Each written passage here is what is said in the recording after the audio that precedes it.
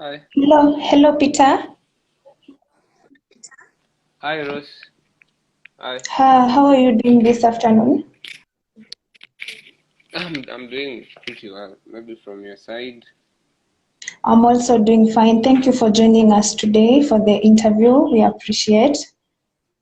Nice. Okay.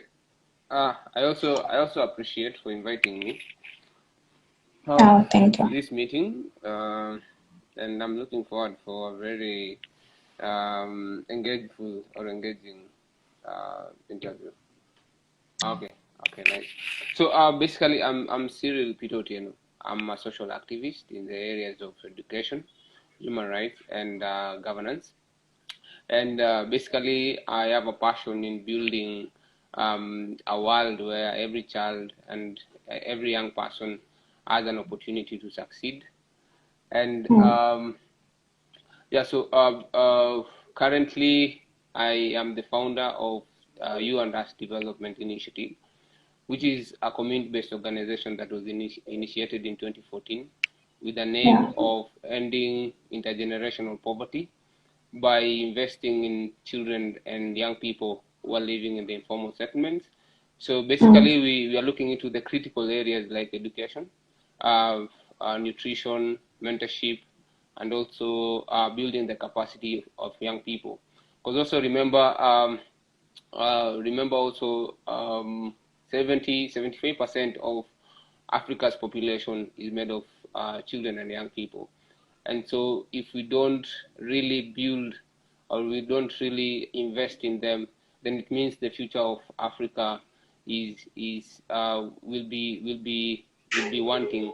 And so I yeah, believe true. that for us to have a stronger Africa, then we really have to go our way out and invest in young people. I'm a young person also. I'm 28 years of age, and so Yeah.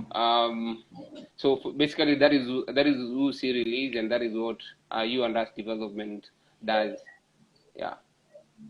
Okay, thank you. So, like, I've heard you talk about it, and now, what inspired you to start the initiative? Okay.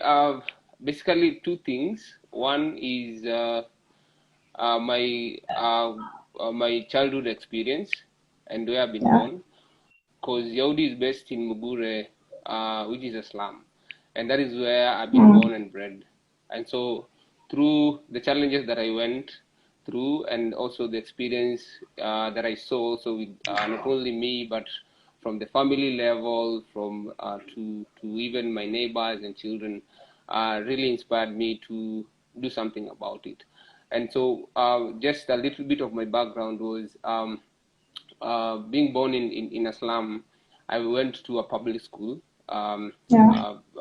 That is Chandaria. Then I went to Raraka High School, which is also a public school. Then I somehow in between, I was lucky to get a scholarship, and I did Yeah. community development.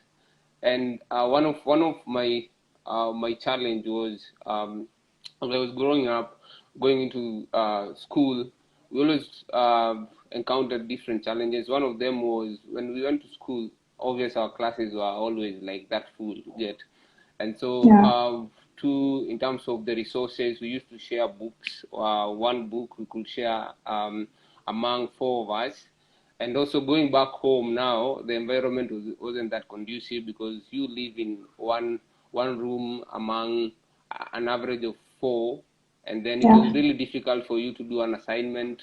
It was really difficult for you to keep up. Maybe, for example, maybe if you're not that sharp student, and so this really Mm, disadvantaged a lot of us, a lot of friends that I saw, and so also it reached a point in my high school level when I remember in 2011 yeah. when I was in a point of dropping out of school because my mom, who was the breadwinner, actually, she had lost a job, and Yeah. so trying to balance, it was